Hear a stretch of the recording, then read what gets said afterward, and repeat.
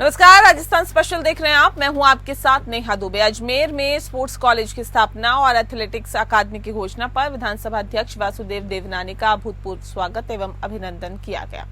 विधानसभा अध्यक्ष ने प्रशासनिक अफसरों के साथ स्पोर्ट्स कॉलेज स्थापना के लिए काजीपुरा एवं हाथीखेड़ा गांव में प्रस्तावित भूमि का अवलोकन भी किया।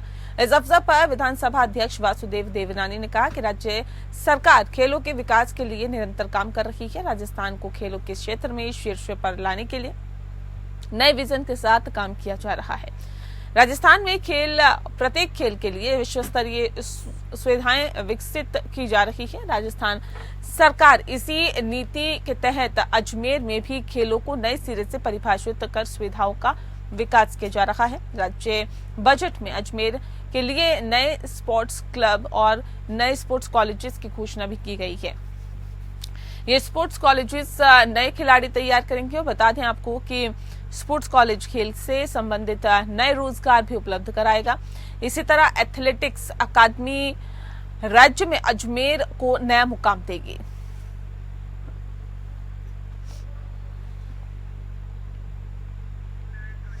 रूपनारायण सवरिया ज्यादा जानकारी के साथ सीधे हमारे साथ जुड़ गए हैं। रूपनारायण, अजमेर बनेगा नया खेलों का हब, क्या कुछ जानकारी आपके पास? देखिए नया वर्तमान बजट में जो है भजनलाल सरकार ने जो है खेलों को आगे बढ़ाने के लिए युवाओं के लिए काफी कुछ किया और इसी के तहत जो है अजमेर में एथलेटिक्स अकादमी की स्थापना की घोषणा की गई है। अजमेर में जो है ये खेलों को लेकर अजमेर में जहाँ ये एकेडमी स्थापित की जाएगी, वहीं पे जो है प्रदेश में कई जगह जो है खेल स्टेडियम भी सरकार ने यहाँ पे जारी किए हैं। तो लगातार जो है भजनलाल सरकार का प्रयास है कि युवाओं को जो है खेलों की तरफ अग्रेसित किया जाए, खेलों से जो प्रतिभाएं हैं राजस्थान की वो बाहर निकले और इसके लिए जो है ईमानदारी से प्रयास करने का यहाँ पे कोशिश की गई है। क्योंकि वासुदेव देवनानी जो विधानसभा अध्यक्ष हैं वो अजमेर से आते हैं और कहीं ना कहीं जो है उनका पूरा प्रयास रहता है कि अजमेर में जो है विकास के काम लगातार हो, नियमित हो और उसी को लेकर जो है यहाँ पे ये एक बड़ी घोषणा जो है अजमेर के लिए की गई है। जी नेहा, बहुत शुक्रिया इस खबर पर अपडेट देने के लिए। आप बने रहिए हमारे साथ, आगे भी आपसे जानकारी लेंगे। वही शिक्षा मंत्री मदन दिलावर राजकीय उच्च माध्यमिक विद्यालय अजमेर पहुंचे और अंध विद्यालय में पढ़ने वाले छात्र छात्राओं को बड़ी सौगात दी। स्कूल भवन की जमीन विद्यालय के नाम आवंटित करने के निर्देश दिए गए हैं। अजमेर विकास प्राधिकरण के अध्यक्ष जिला कलेक्टर भारती दीक्षित ने विकास प्राधिकरण के सचिव को निर्देश दिए हैं। विद्यालय के प्राचार्य अर्पण त्रिवेदी और पूर्व प्राचार्य जयराम ने मंत्री का आभार जताया है। शिक्षा मंत्री मदन दिलावर ने कहा है कि ये साक्षात भगवान की मूर्त है, इसके बीच आकर अपने आप को धन्य महसूस कर रहा हूं। जानकारी के अनुसार अंध विद्यालय समिति कोर्ट से जमीन को लेकर केस जीत चुकी है। रजिस्ट्री भी इनके नाम बताई जाती है और लेकिन अजमेर विकास प्राधिकरण इन दस्तावेजों को जांच ले, यदि कोई कमी भी हो तो जमीन अंध विद्यालय के नाम आवंटित की जाए।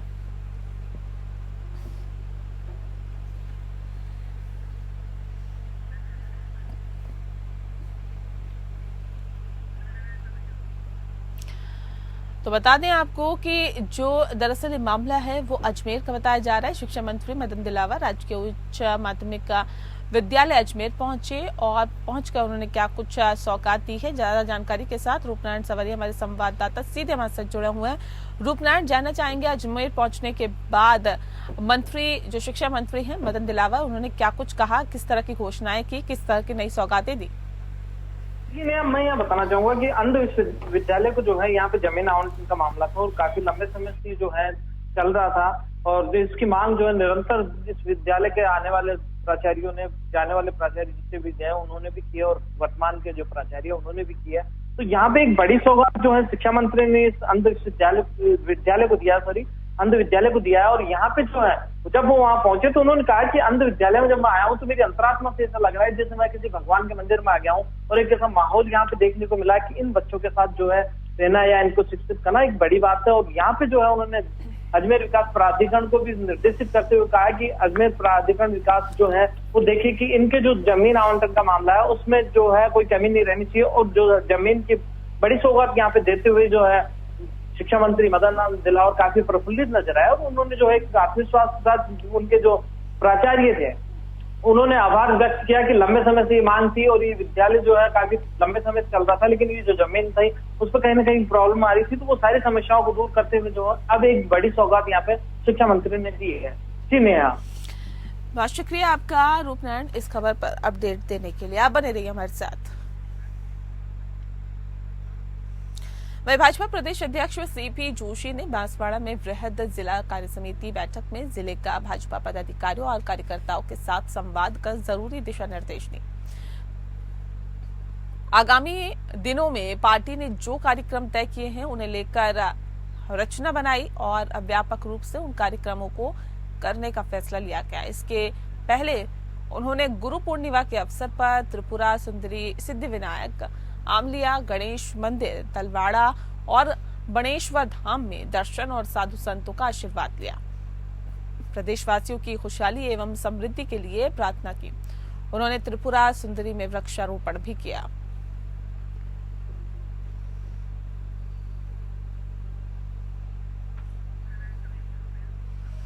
तो बता दें आपको कि भाजपा प्रदेश अध्यक्ष सीपी जोशी ने बांसवाड़ा में वृहद जिला कार्य समिति की बैठक में जिले के भाजपा पदाधिकारियों और कार्यकर्ताओं के साथ संवाद किया और जरूरी दिशा निर्देश दिए। ज्यादा जानकारी दे रहे रूपनारायण सवरिया हमारे संवाददाता। रूपनारायण, जानना चाहेंगे आपसे क्या कुछ दिशा निर्देश दिए गए इस बैठक के बाद, विस्तार से बताएं।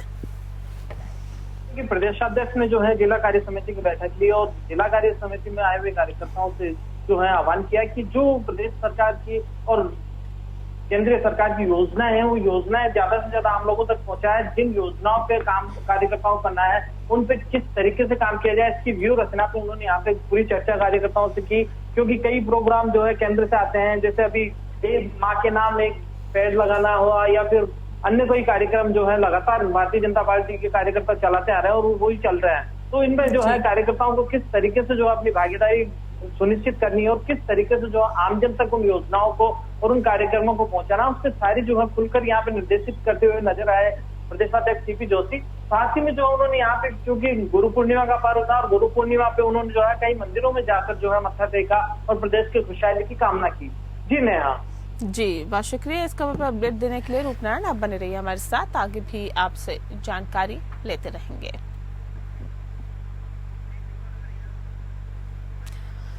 बीजेपी का लक्ष्य हरियाणा में तीसरी बार स्पष्ट बहुमत से सरकार बनाने का है। भाजपा का विजय रथ लगातार आगे बढ़ता रहे, इसी रणनीति पर पार्टी काम भी कर रही है।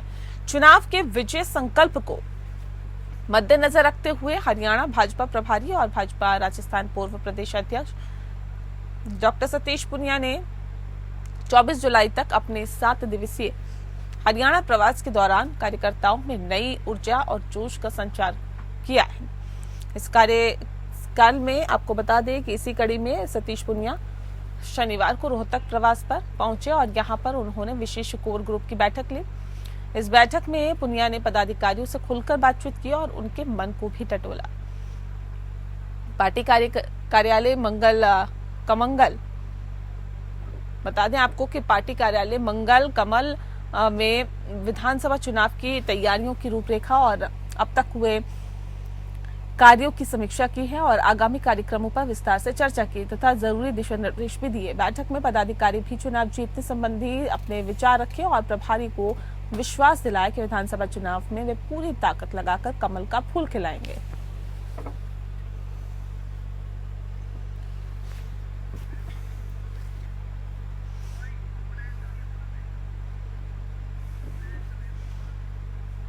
सतीश पुनिया ने बैठक की, ज्यादा जानकारी दे रहे हैं हमारे संवाददाता रूपनारायण सवरिया। रूपनारायण, जानना चाहेंगे पुनिया ने बैठक कर क्या कुछ खास दिशा निर्देश दिए, विस्तार से बताएं।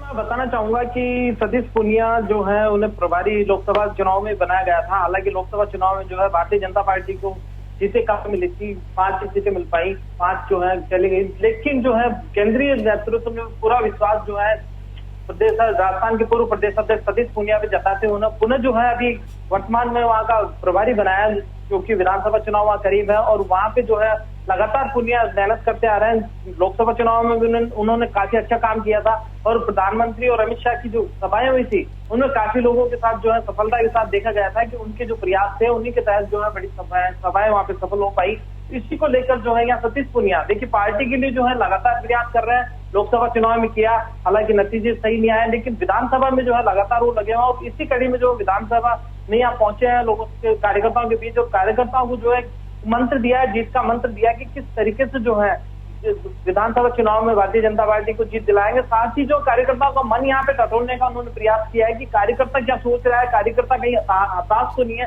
कार्यकर्ताओं में कहीं उत्साह की कमी तो नहीं है। वो लगातार जो है कार्यकर्ताओं में उत्साह और उमंग भरना चाह रहे हैं और इसी के कड़ी के तहत जो है कार्यकर्ताओं के बीच जाकर वो कार्यकर्ताओं की मन की बात टटोल रहे हैं, ताकि जो है विधानसभा चुनाव में भारतीय जनता पार्टी अच्छा परफॉर्म कर सके। इसके लिए लगातार जो है प्रयास यहाँ पे सतीश पूनिया कर रहे हैं। जी नेहा, बहुत शुक्रिया आपका रूपनारायण इस खबर पर अपडेट हम तक पहुंचाने के लिए।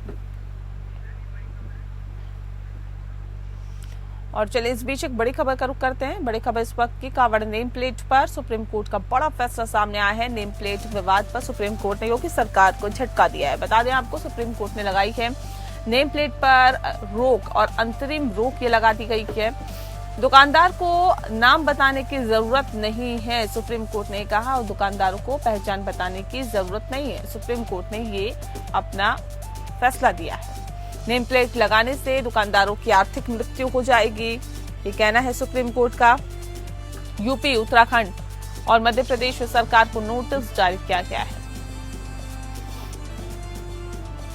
तो दुकानदारों को पहचान बताने की जरूरत नहीं है, ये सुप्रीम कोर्ट ने कहा है। आर्थिक हत्या हो जाएगी दुकानदारों की नेम प्लेट लगाने से, एक बड़ा फैसला सुप्रीम कोर्ट की तरफ से।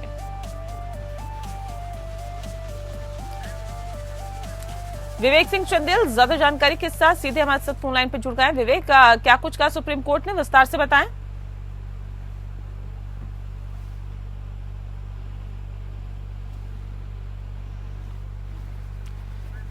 विवेक, आवाज मिल पा रही है आपको? चलिए, लगता है आवाज वहां तक नहीं पहुंच पा रही है।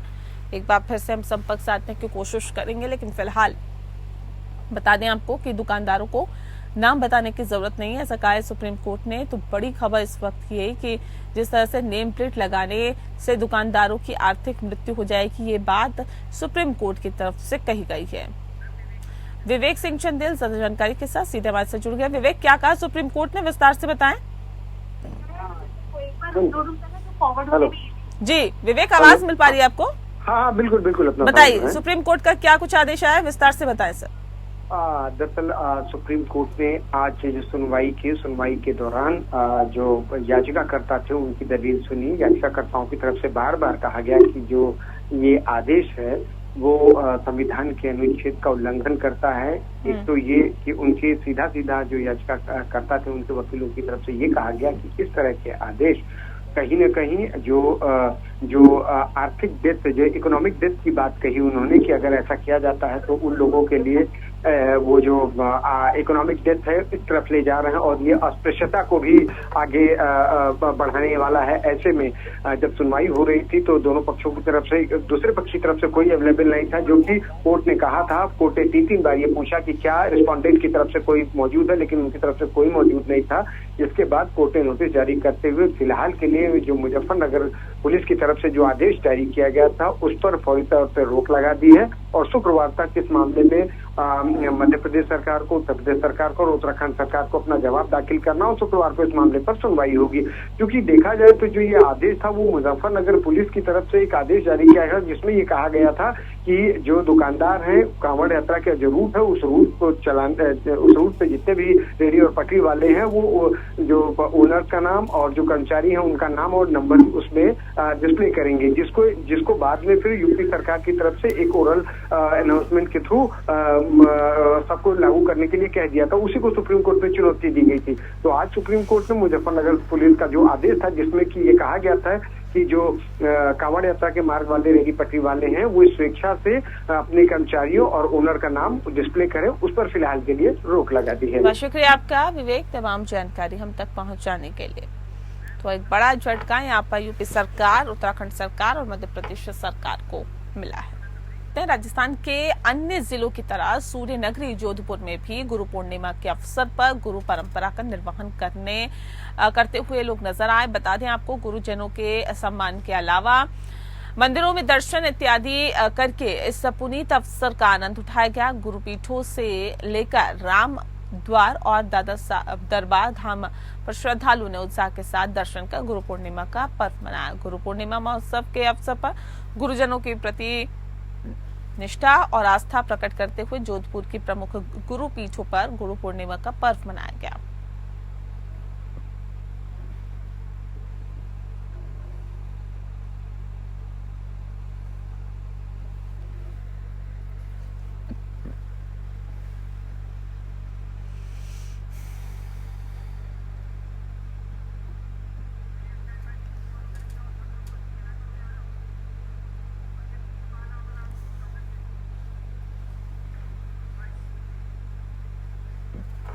राज्यपाल कलराज मिश्र ने लखनऊ में हमारा संविधान विषयक संगोष्ठी में संबोधित कर रहे थे और उन्होंने संविधान की मूल प्रति पर शांति निकेतन के कलाकार नंदलाल बोस और उनके साथी कलाकारों ने उकेरी चित्रकृतियों की चर्चा करते हुए कहा कि इनके जरिए हम भारतीय इतिहास और सभ्यता के साथ आदर्श मूल्यों को अनुभूत कर सकते हैं। संविधान को सर्वोपरि बताते हुए अधिकारों के साथ कर्तव्य पालन के लिए भी सजग रहने का आह्वान किया गया। उन्होंने कहा कि भारतीय संविधान उदात्त जीवन मूल्यों से जुड़ा हमारे सद्भाव, प्यार और समानता के साथ न्याय में विश्वास की दृष्टि समाये हुए।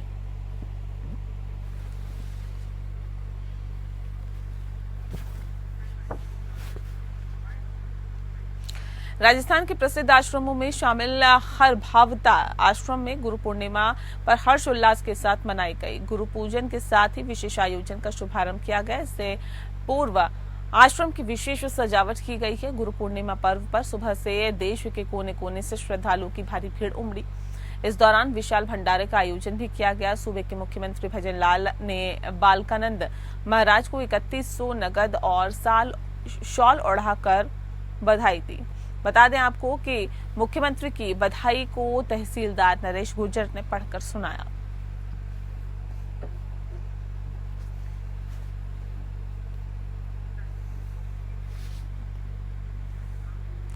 रैणी थाना परिसर में सीएलजी सदस्यों की बैठक थाना अधिकारी प्रेमलता वर्मा की अध्यक्षता में आयोजित हुई। कस्बे के बस स्टैंड पर अतिक्रमण को हटवाने की मांग की गई।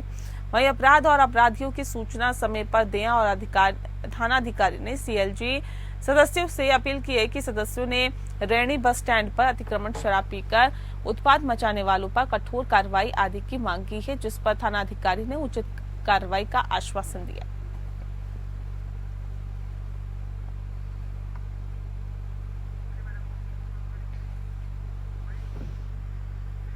भीनमाल के निकटवर्ती पुनासा गांव के 132 केवी जीएसएस के आगे चक्का जाम कर रास्ता रोककर विरोध प्रदर्शन किया गया। यूथ कांग्रेस प्रदेश सचिव एडवोकेट श्रवण ढाका ने बताया है कि पुनासा, बाड़ा भावड़ी, फागातुरा, सारियाणा, जोगाऊ, थोबाऊ, नोहरा, काबा, खेड़ा, चारणियों के ढाणे, वियोका, गोलियों सहित गांव में अघोषित बिजली अत्यधिक कटौती की जा रही है, जिसको लेकर एडवोकेट श्रवण ढाका ने बताया है कि आज रविवार सुबह 11 बजे से लेकर 3 बजे तक चक्का जाम कर, रास्ता रोककर, टायर जलाकर तथा किसानों के रोड पर सो गए हैं और बिजली विभाग के कर्मचारियों के विरोध नारेबाजी एवं प्रदर्शन किया तथा 3 बजे दोपहर में भीनमाल तहसील शौतान सिंह जी मॉल पर आया है और किसानों को समझाने की कोशिश पर किसान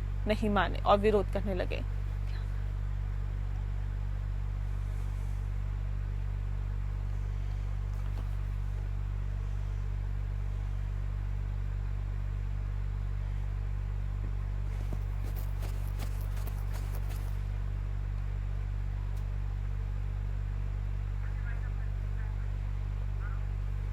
और इसी के साथ फिलहाल इस बुलेटिन में इतना ही। नमस्कार।